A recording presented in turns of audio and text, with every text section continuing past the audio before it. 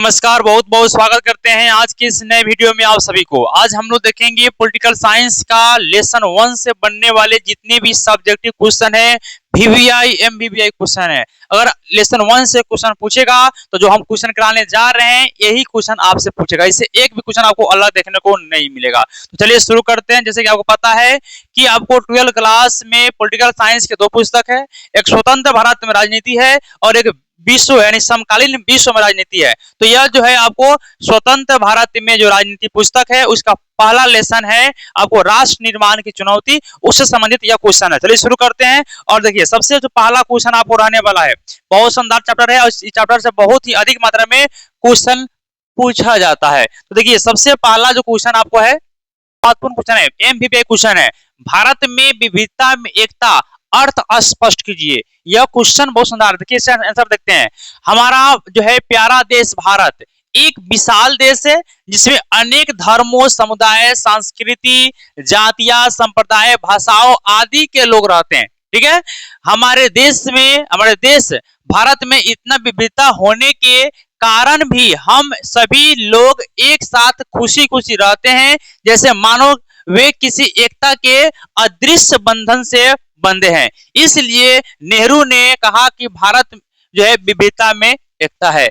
इसको आप अच्छे से समझिए पहले क्या है। देखिए हमारे भारत में अलग अलग भाषा बोलने वाले लोग हैं, अलग अलग जाति के लोग हैं, अलग अलग समुदाय के लोग हैं, अलग अलग धर्म के लोग हैं, अलग अलग संस्कृति को मानते हैं, रहन सहन अलग है, खान पान अलग है। लेकिन देखिएगा सब भले ही हम लोग अलग अलग विभिन्नता में अलग अलग क्षेत्रों में बंटे हुए, लेकिन सबके अंदर क्या है, एकता है, राष्ट्रीयता की भावना है। तो इसी को देखते हुए कौन, तो भारत के प्रथम प्रधानमंत्री पंडित जवाहरलाल नेहरू ने कहा कि भारत क्या है, भारत में विविधता में एकता है, अलग अलग बटे हुए लोग हैं लेकिन सब एक है। ठीक है, तो इसको आप अच्छे से लिख दीजिएगा। ठीक है, देखिए यहां देखिए अगला क्वेश्चन क्या कर रहा है, तो अगला क्वेश्चन है, स्वतंत्रता के बाद राष्ट्र समक्ष कौन बड़ी चुनौती आया। देखिए हम लोग 15 अगस्त क्या थे, हम लोग जो है कलर चूज कर लेते हैं एक बार। हाँ देखिए हम लोग 15 अगस्त 1947 को आजाद हुए। ठीक है, तो आजाद हुए थे तो इस समय हमारे बहुत ही प्रकार की समस्या था। ठीक है, तो यही पूछ रहा है कि स्वतंत्रता के बाद राष्ट्र के समक्ष कौन कौन सी चुनौती था। तो कई सारी समस्या था लेकिन 3 सबसे बड़ी समस्या था, और 3 क्या है कि राष्ट्रीय एकता को बनाए रखना। ठीक है, यानी सिंपल भाषा में समझिए तो एकता स्थापित करना, एकता स्थापित करना। दूसरा है लोकतंत्र का कायम करना, लोकतंत्र बहाल करना। ठीक है, और तीसरा है सभी वर्गों का विकास करने की चुनौती, यानी कि सभी का नियोजित विकास करना। ये 3 सबसे बड़ी चुनौती था आपको आजादी के बाद। ठीक है, तो पूछेगा कि राष्ट्र निर्माण के समक्ष कौन कौन चुनौतियां था, तो इनमें से मुख्य चुनौती 3 है। ठीक है, याद रखिएगा, एकता स्थापित करना, लोकतंत्र की स्थापना करना और राष्ट्र निर्माण के समक्ष यह चुनौती क्या था कि सबका नियोजित विकास करना, सामाजिक आर्थिक विकास करना। ठीक है, तो चलिए बढ़ते हैं अगले क्वेश्चन तरफ। और ये देखिए अगला क्वेश्चन क्या है कि द्विराष्ट्र सिद्धांत क्या है। देखिए अभी यही है पाकिस्तान का मेन अलग होने का कारण। देखिए यहाँ पर द्विराष्ट्र सिद्धांत का बात मोहम्मद अली जिन्ना ने जो है प्रस्तावित किया था।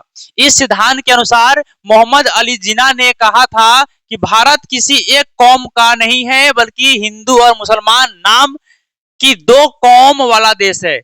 द्विराष्ट्र सिद्धांत के आधार पर मुसलमानों के लिए पृथक राज्य पाकिस्तान की स्थापना किया गया। ठीक है, जो मोहम्मद अली जिन्ना था, ये अली जिन्ना का मानना था कि भारत 2 कौमों वाला देश है, 2 धर्मों वाला देश है, एक हिंदू और मुस्लिम। इसलिए पाकिस्तान जो है एक मुस्लिमों का अलग क्या बनेगा, अलग मुल्क बनेगा। और इसी सिद्धांत के आधार पर ही हिंदुस्तान और पाकिस्तान का बंटवारा हुआ था। भारत से जो है पाकिस्तान मोहम्मद अली जिन्ना ने ऐसी द्विराष्ट्र सिद्धांत के आधार पर ही अलग किया था। ठीक है, इसको याद कर लीजिएगा। आइए अगला क्वेश्चन देखिए, अगला क्वेश्चन बहुत सारा क्वेश्चन है। 1956 के राज्य पुनर्गठन अधिनियम पर संक्षिप्त नोट लिखिए। 1956 के राज्य पुनर्गठन अधिनियम पर नोट लिखना है। पहले यहां समझिए क्या है। राज्य पुनर्गठन आयोग के अध्यक्ष न्यायमूर्ति फजल अली के रिपोर्ट 1955 में आया। जिसके आधार पर राज्य पुनर्गठन अधिनियम बना। इसके तहत भारत में भाषाई आधार पर 14 राज्य का निर्माण किया गया तथा 6 केंद्र शासित प्रदेश बनाए गए। बंबई और पंजाब को द्विभाषी राज्य बनाया गया, इसलिए वहां विरोधी आंदोलन हुए जिनके फलस्वरूप उनका विभाजन करना पड़ा। 1960 में गुजरात भाषी लोगों को गुजरात बना दिया गया और 1966 में पंजाबियों का जो है हिंदी भाषी क्षेत्र को अलग करके हरियाणा बनाया गया।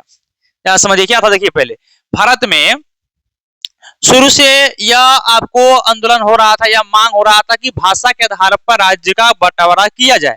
इसके लिए कई समिति बना था। पहले एस के आधार समिति बना, उन्होंने रिपोर्ट दिया कि नहीं, भाषा के आधार पर राज्य का बंटवारा नहीं होगा। फिर जो है आपको जयप्रकाश पंडित जवाहरलाल नेहरू, वल्लभ भाई पटेल और पटाभी श्री रमैया के बीच में जो है आपको समिति बना, उन्होंने भी रिपोर्ट दिया कि नहीं, भाषा के आधार पर जो है भारत का राज्य का बंटवारा नहीं होगा। फिर इसके बाद एक जो है आपको क्या होते हैं, पुट्टी श्रीरामुलु आंध्र प्रदेश के एक व्यक्ति थे जो 56 दिनों के भूख हड़ताल पर बैठ गए। हड़ताल होने के बाद उनका मौत हो गया दिसंबर 1952 में। जब मौत हो गया तब इस समय भाषा के आधार पर जो है 1953 में एक राज्य बनाया गया और वह भाषा था, वो राज्य कौन था, आंध्र प्रदेश था। उसी के बाद 1953 में यह जो है आपको न्यायमूर्ति फजल अली के अध्यक्षता में एक समिति बना जिसे फजल अली आयोग कहा गया और इस आयोग ने 1955 में रिपोर्ट दिया और इस 1955 के रिपोर्ट के आधार पर कहा गया कि भारत में भाषा के आधार पर राज्य का बंटवारा किया जा सकता है। इसलिए 56 में क्या कर दिया गया कि यहाँ पर राज्य पुनर्गठन अधिनियम लाकर और संविधान में इसका वर्णन कर दिया गया। 7वीं संविधान संशोधन किया गया और इस तरह से राज्य पुनर्गठन अधिनियम लागू हो गया और भाषा के आधार पर पंजाब से हरियाणा अलग हो गया, बंबई से गुजरात अलग हो गया। इस तरह से भारत में भाषा के आधार पर राज्य का बंटवारा हो गया। ठीक है, चलिए यह देखिए अगला क्वेश्चन यह क्वेश्चन क्या कह रहा है कि सामाजिक और आर्थिक न्याय का क्या अर्थ है। यह भी एमबीबीआई क्वेश्चन है, most very very important question है। देखिए यहाँ पर देश में रहने वाले पिछड़े व दुर्बल लोगों की विकास होना जरूरी है, इसलिए संविधान में अनुसूचित जातियों, अनुसूचित जनजाति तथा सामाजिक व शैक्षणिक दृष्टि से पिछले अन्य वर्गों के कल्याण हेतु आरक्षण व्यवस्था की गई। नेहरू ने कल्याणकारी राज्य के प्रतिमान को जो है सहारा, जिसके आपको धैर्य, गरीबी, भूखमरी, बेकारी, बीमारी जैसे रोगों का जो है निराकरण करना है।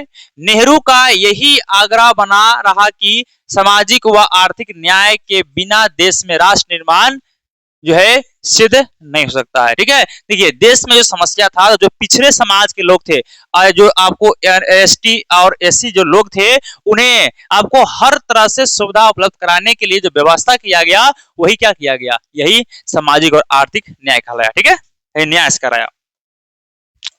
यहाँ देखिए अगला क्वेश्चन क्या है कि भाषा नीति क्या है। यही बहुत शानदार क्वेश्चन है और यह भी एमबीबीआई क्वेश्चन है।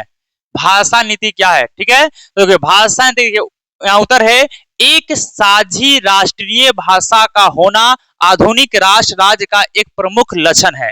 भाषा लोगों में भावनात्मक एकता उत्पन्न करती है जो राष्ट्र निर्माण व उसके आपको सशक्तिकरण में महत्वपूर्ण भूमिका निभाती है। भाषा से ही किसी जन समुदाय की पहचान होती है। ठीक है, यह एक यानी पूरे भारत का एक भाषा रहेगा तो उससे आपको राष्ट्रीयता की भावना आएगा, एक भाषा पर बल दिया जाएगा, तो यही है क्या, भाषा नीति। ठीक है, आइए और अगला क्वेश्चन है इस चैप्टर का, यह लास्ट क्वेश्चन है।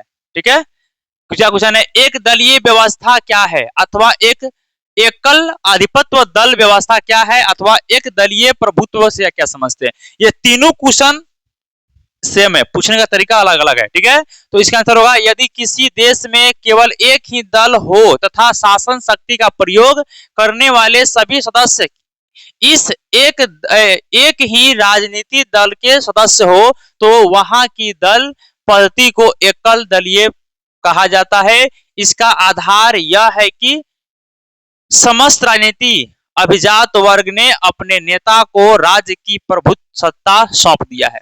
ठीक है। यानी जो जिस दल में, जिस राज्य में, जिस सरकार में, जिस देश में एगो दल रहता है या जितने सारे दल है, सभी दल का मेन एगो रहेगा, सभी ने एक गोरा को हेड बना दिया, तो वैसे वो क्या कहते हैं, एक दलीय व्यवस्था कहते हैं। और ऐसी व्यवस्था कहाँ है, तो ये ऐसी व्यवस्था है आपको चीन में है, रूस में है, इस तरह की आपको वहां पर व्यवस्था देखने को मिलेगा। भारत में क्या है, तो भारत में बहुदलीय, याद है बहुदलीय है। इससे पूछता है द्विदलीय, द्विदलीय कहाँ है, तो द्विदलीय है, वह द्विदलीय कहाँ है, तो अमेरिका में है, अमेरिका में है, इसके अलावा इंग्लैंड में है। ठीक है, यहाँ पर क्या है, तो